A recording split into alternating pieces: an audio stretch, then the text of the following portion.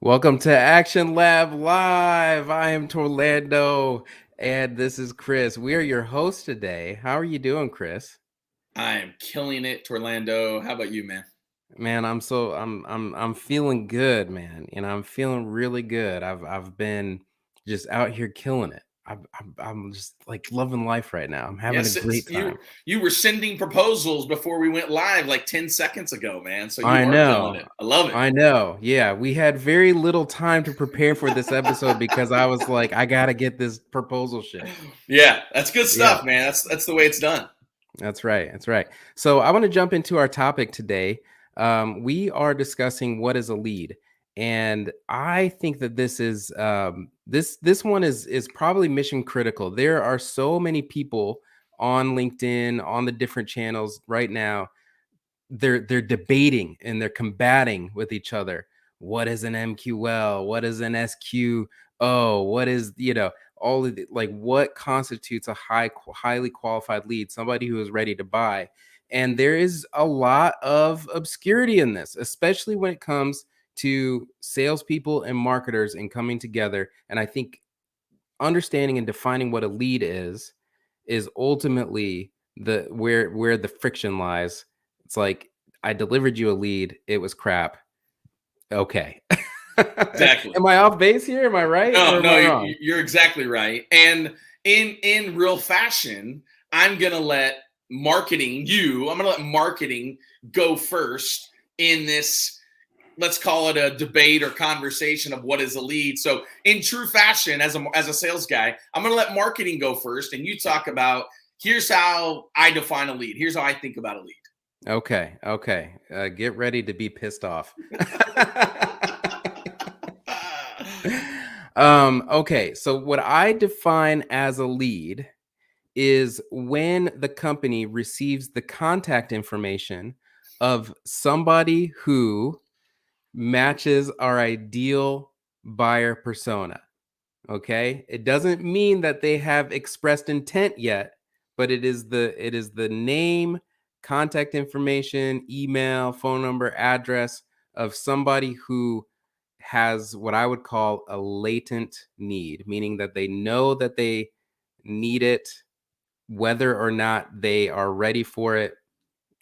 They're not there yet, but that's what I would define as a lead. And so two questions to that. One, what did they have to do to give you that information? Did they were they motivated because they got something free? Did they pursue the site and say, I want more information, and they filled it out? Does that matter? No, no, it doesn't. Okay. It doesn't matter. It's just a company that we know is somebody that we are going to have to nurture over time. It's a company that yeah, that we are just gonna. They're on our radar, and they may or may not be ready to buy, but we want to do some action. We want to engage with them in some way. Yeah, so I from the sales side, and I just like to say to everyone that's listening, you're gonna have different opinions of what a lead is, but I think that's the point, is that it needs to be clearly defined in your organization, because I believe the word lead comes really from context and your experience. Because however you gained the definition of lead really comes from how did you personally say to a boss, to a manager, to a coworker, hey, I got a lead. And so the question was, when you said that, did you say, I got a lead, meaning I got a name and a phone number? Well, as a sales guy, for me, that wasn't what I just got, because I could get a name and a phone number in a directory, in a yellow Hmm. pages, in a business card. So for me, I didn't consider that a lead. A lead for me, just like a detective, I believe that a lead is something that's hot, something that Mm. like has the opportunity that like this is going to pay off. Me going and investing all of my time into it. And so I think that's the danger for me, is like giving me a name and a number. I look at that more like, hey, I got a contact for you, not a lead. A lead I see is like somebody that their intent is to buy. And so I think Mm, that's what really this kind of comes down to is when we talk about the word lead, I think it goes down to this kind of intention. Like, what is the intention of marketing when they are providing a lead? And what is the intention of sales when they get on the phone call or through an email or however they're reaching out to the lead? One of the most frustrating things I think for salespeople is that when we get an MQL or we get a lead and we reach out and there's almost like confusion from this lead of why we're reaching out because it destroys the first impression because I thought we were 2 steps ahead that you had interest and you're still like, oh, I just filled that out so I can get the free ebook.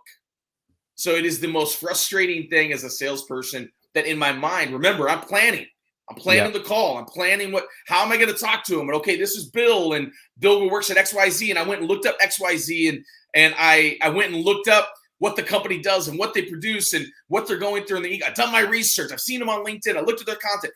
Bill, hey, it's Chris Watson, man, over here at ABC. And I noticed you filled this out. And I bet you're super excited to look at all. No, well, man, I know your company. Yeah, man, that's great, Chris. Yeah, we're not interested at all. And it's like, Mm-hmm. thought that was a lead. That wasn't a lead. That was like something I could have looked up on zoominfo.com randomly. Yep. Yep. So let me qualify my comment a little bit, and hopefully your blood pressure can go down a little bit. It's good, man. It's good. Yeah. That the vengeance, the heat of a sales guy talking about leads. I apologize. Let me take a chill pill. Go ahead. Yeah, I was like, oh man, he's getting red. He's getting ready to break through this wall here.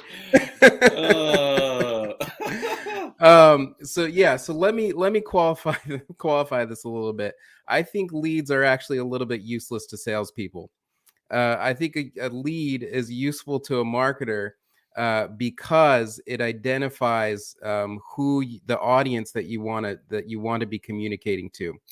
Uh, what I want to be able to do as a marketer is I want to be able to broadcast our message to the smallest viable audience, meaning that I don't have to spray and pray. I don't have to get the entire market, the whole entire globe to listen to me. I just need to find the smallest viable audience. Seth Godin talks about this a lot, and especially in his recent book, This Is Marketing. You need to find the smallest viable audience that could potentially become in the market at some point. The job of marketing then is to nurture the lead until it becomes closer to a prospect. A prospect, okay, this is where we differentiate a little bit. The prospect is a lead that has allocated money to solving the particular problem. They've identified that they have the problem and they are starting to allocate money to solve that problem using somebody else's service or product, and they have begun the search to find the company or vendor that can do it. So I wouldn't want to deliver a lead as a marketer. I would want to deliver a prospect. Okay? That's the key difference. Because I've been in sales motions, these quote unquote account-based marketing strategies, which is really just, outbound sales. And it's just emailing people, 100 emails a day, calling people, cold calling them, all of this. And they're not fruitful. They don't get results. And it's because you are contacting somebody who doesn't know who you are.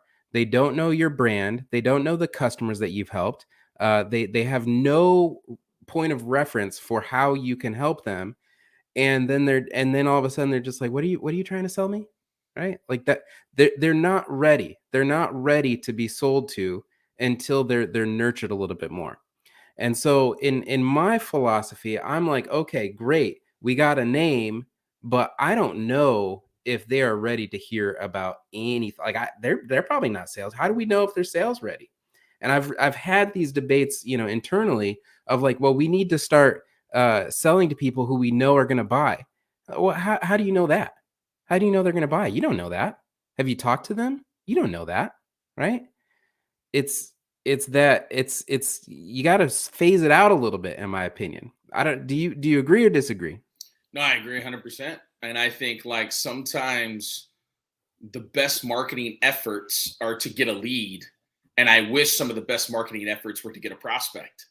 But Yeah. I find that a lot of organizations, and the experiences I even had of, hey, like there's a lot of excitement about getting a name and a telephone number because they filled something out for some free something that they could get, or to trial something. And I think as a personal buyer, personal consumer, Yeah. um look, if I can get 20% off, or I can spin the wheel on some hat I'm buying, yeah, I'll fill that out because I know I'm just going to opt out of the text message later. Thanks for the promo code. So if Right. I'm thinking that as a personal consumer, then I've just got to believe that people, that they may be in a role where they're investigating, but they're not ready to contribute money. They're just investigating and they want to try to fix it on their own. That's why they want the ebook. That's why they want the Mm-hmm. e-download. They're trying to like say, yeah, I don't really think I need anyone, but I want to go see what's out there and steal all the free resources. And Yep. what we know is that until they go past that moment where they say, "Ooh, I can't do this on my own. I need to reach out to Torlando and Chris." That's the moment where then they become a prospect, because now they truly are moving to that next step to say, hey, I want to investigate investing money to have you Yep. do what I found in the ebook. And so I really believe that. Yeah, I think what's wild about this is I just feel like that there shouldn't be such a massive disconnect between sales and marketing, that these types of conversations should be having had more often. But unfortunately, if market I think many times marketing feels like, well, if we're giving you leads, sales is like, well, those leads aren't really that good. And the Mm-hmm. fight is sales is saying, I can't close not good, non-qualified leads. And marketing Yeah. saying, you gotta spend more time to then close those leads that we're giving you, because we're providing that. And there's that small, like you're saying, disconnect between what I say is a lead and what you say is a lead. That gap may feel like this when you talk about it, but it's Mm-hmm. really this when Yeah. we're talking about generating revenue. It's really Right. this when we're talking about sales and their motives and being excited about it. Because I think diving into the mindset, and we can talk about the disconnection is really important on the sales side, is it doesn't take that many poor leads from marketing that then I almost say, I'm not relying upon you anymore for Yeah. quality leads. I'm just going to go do them on my own.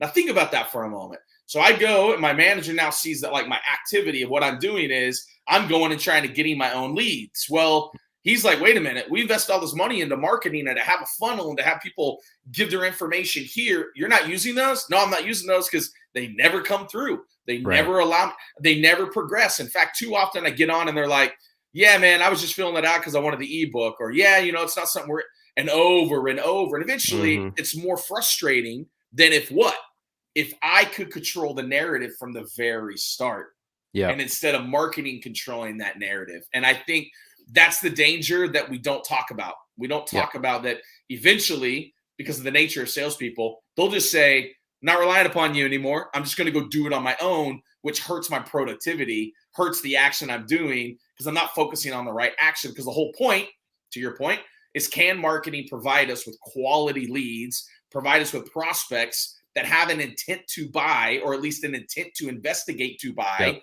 that then they're ready. I love what you said. Are they sales ready? Are they sales ready? And I think that should be the gold standard, should be, are they sales ready? And if these conversations aren't happening, then they're not sales ready. But the sad part is we both just sit on islands and we like, yep, well, you should give me this. And they go, yeah, but you should take care of it on your own. And it's like, Mm-hmm. and then we just sit an ocean apart. Yeah, definitely.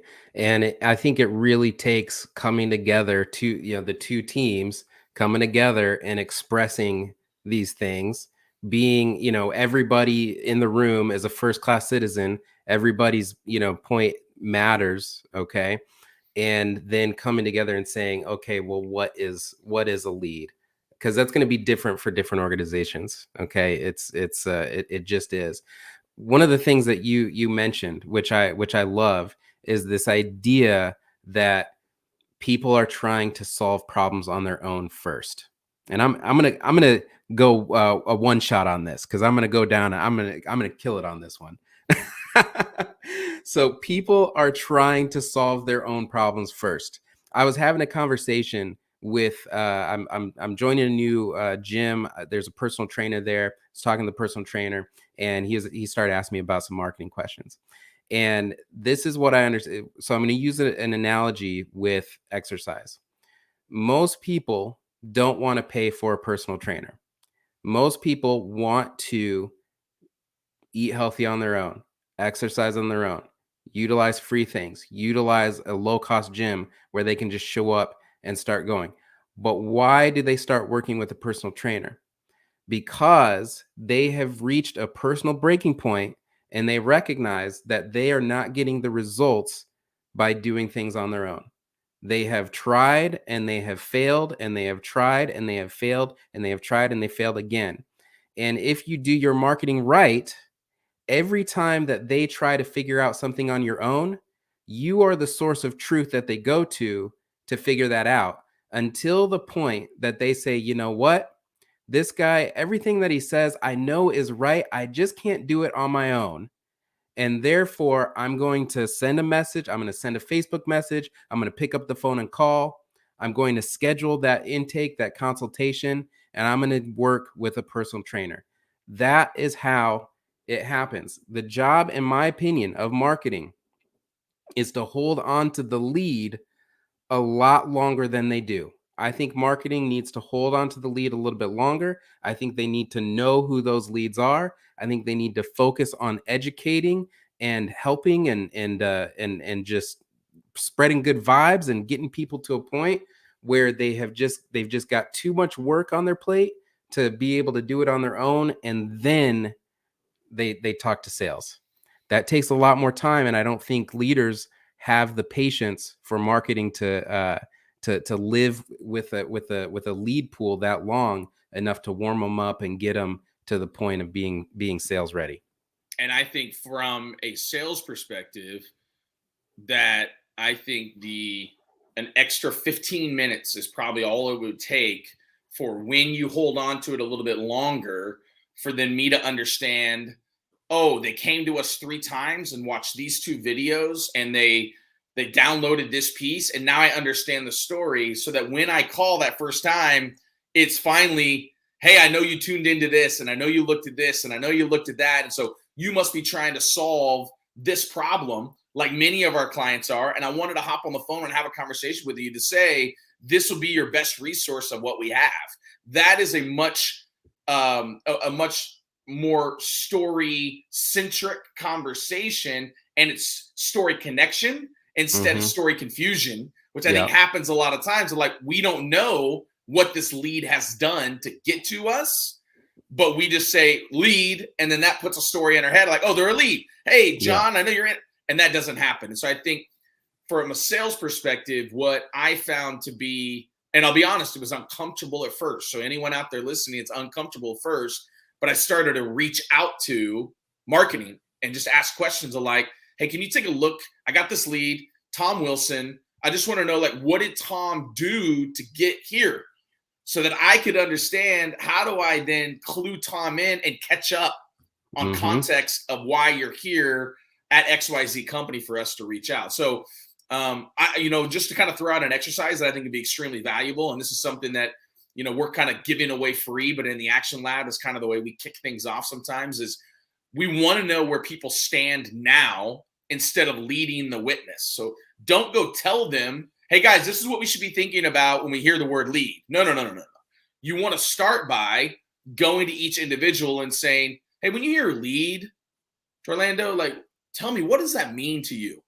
Okay. Hey, Chris, when you hear lead, what does that mean to you? Like, write down what that means to you. And if you can get everybody in the departments doing that, I think having that information would be extremely valuable to say, who's the outlier, who's maybe closing deals more, that it's because the perception of what a lead is, who's providing the best leads over here in marketing based upon what the actions and activities are doing.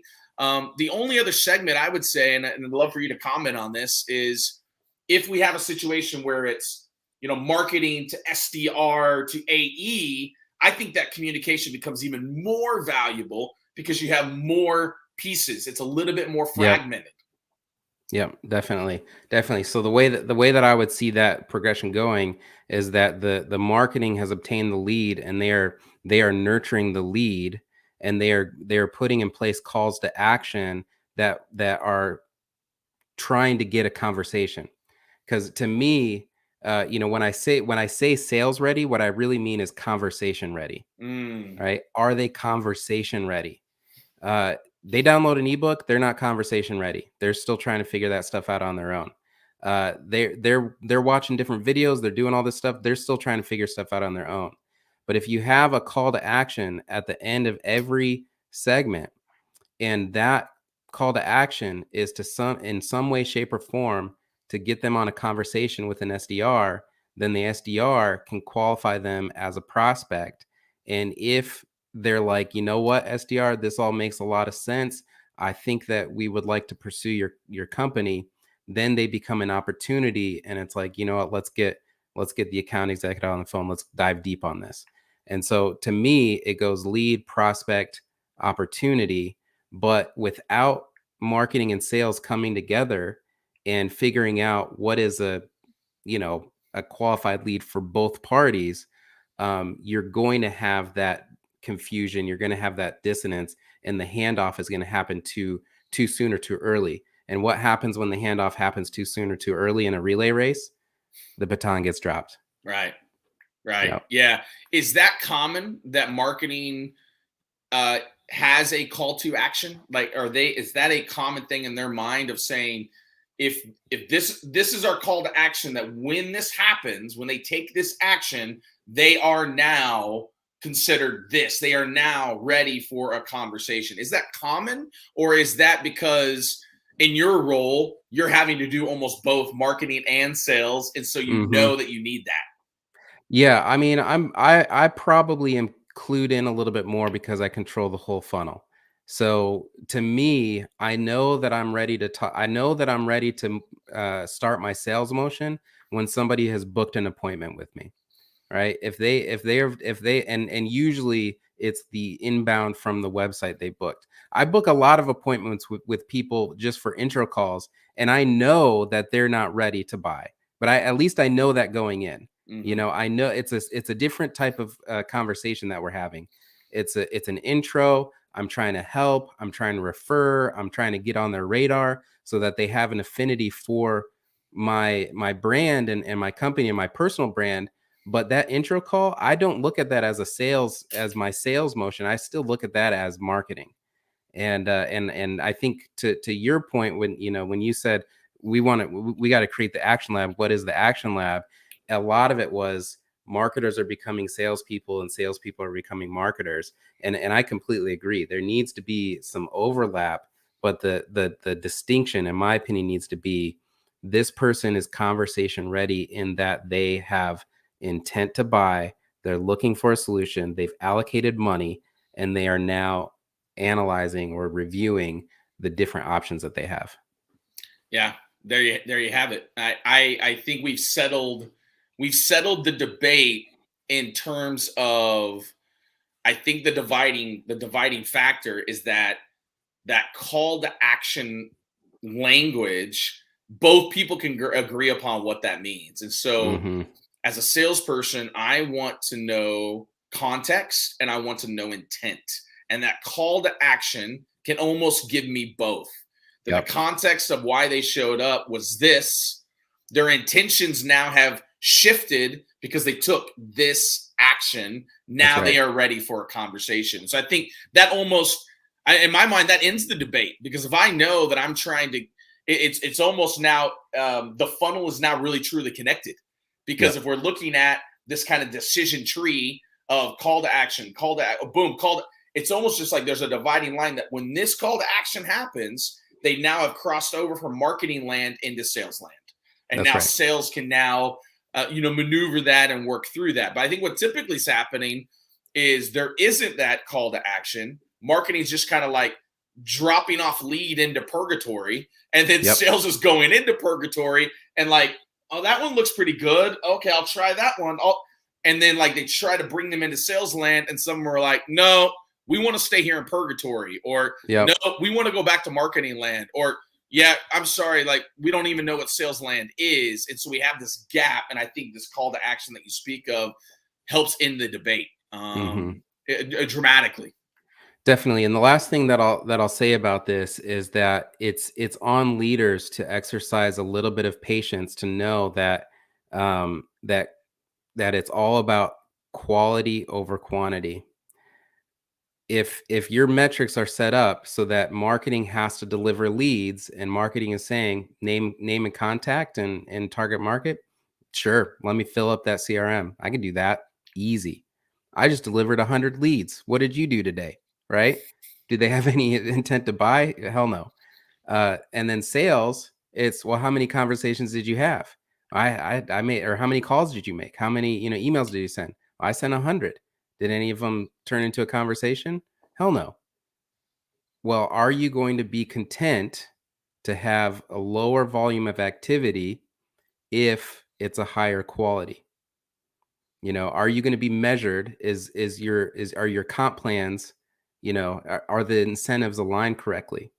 And once I think a company figures that piece out, that it's a quality game, not a quantity game, they're going to see a few things. One, the company itself, sorry everybody, the company can itself can have fewer people on payroll servicing fewer calls because you don't have the volume, but the quality is going to increase and the closing rate's going to increase and the amount of money that you're selling is going to increase. The amount of money that you're spending on marketing is going to decrease, just because you have the patience and the understanding to know that we are waiting for the buyer to be ready, and specifically to be conversation ready. And I think for anyone listening to this, your call to action is that this is why you need the action lab, is because you need a place, almost a barometer, to be able to see who engages, who initiates, who in marketing and sales want to work together but haven't had that laboratory environment to be able to come together and to have these types of conversations. And quite honestly, I think on the sales side is that we, as a salesperson, we want more quality leads because we want to be able to have longer conversations. Our buyer is much more educated in that, and in the beginning is what they means. They're coming in with some knowledge, and we're able to go deeper with them because we know, if I know I've got to make 100 calls, then it's a really difficult when I get somebody on the phone to say I'm willing to spend 25 minutes with them to answer all their questions because I got another 92 calls to make today. But if Right. I know that it has to do more with the quality and are they progressing through kind of the pipeline and through the process, then I'm willing to take 25 minutes to ask the right questions, open-ended, and to kind of build that out. And I think that only occurs when in the action lab, marketing knows this is what sales wants, this is how we close deals. And sales says marketing, or the sales then knows marketing is trying to be able to provide us with the right quality leads, and leadership needs a place that's separate from the sales department, that's separate from the marketing department, that's separate from the two leaders getting together in some boardroom with cigars and cognac on a golf course and talking about it. They need a place that feels safe. And they also need people to facilitate that so that they can have almost a bird's eye view to say, it's not me. People aren't doing this because I write the paycheck, I sign on it, I'm a part of their metrics, but I actually get to see them work together. And to your point, I can see who belongs, who doesn't, who's engaged, who's not. And listen, I think lastly, the last comment I'll make, and I'll let Torlando wrap this up, is I would have loved a place to be able to go and regularly know every quarter we're having one of these action labs where I get to go meet with my marketing team. And who knows, someday it may move where like there's an action lab for SDRs to AE, or there's an action lab Mm-hmm. of leadership to another department, or I don't know, HR to sales. Or I just believe having this laboratory S feel was something that I missed out on, that, to your point, I just went and did on my own because it was the only way I knew how to have success. And now we want to offer this to everyone. That's right. That's right. So we are going to facilitate these. That's right. Right, we're going to start facilitating these with companies, individual companies. So, connect with us on LinkedIn, or if you're watching on Facebook, connect with us on Facebook, and we can help you run one of these things. In the meantime, if you are wanting to do it on your own, you can. Okay, you can try this out, but let us guide you. Come back here next week, 11 a.m. Eastern, and join us and watch the Action Lab. Go to join.actionlab.live. You can register. We're coming here every Wednesday and having conversations about the action that's happening between marketing and sales. I'm Torlando, your host. I'm with Chris, co-host, also host. There's no up or down. We're both doing this. Uh, thank you so much for watching. You guys have a great week. Close more deals.